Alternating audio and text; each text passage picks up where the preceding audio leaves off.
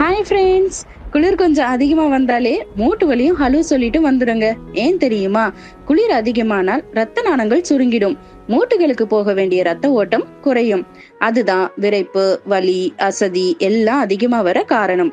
குறிப்பா வயதானவர்களுக்கு, ஏஜ் 50+ இருக்கிறவங்களுக்கு இந்த காலத்துல வலி அதிகமா வரும். காரணம், உடலில் நீர் சத்து குறைவு, குளிரால் ஜாயிண்ட் ஸ்டிப்ஸ் ஆகுவது, சூரிய ஒளி குறையும், விட்டமின் டி குறைபாடு வர வாய்ப்புகள் அதிகம்.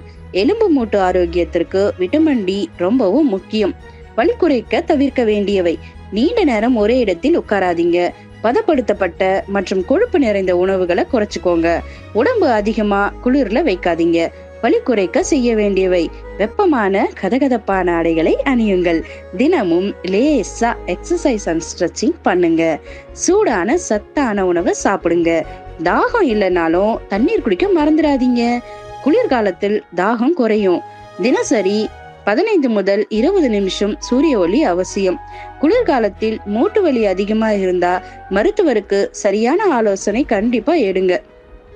குளிர்காலத்துல மூட்டு வலியை குறைக்க உங்க சீக்ரெட் டிப்ஸ் என்னன்னு கமெண்ட்ல சொல்லுங்க. மற்றவர்களுக்கு யூஸ்ஃபுல்லா இருக்கும்.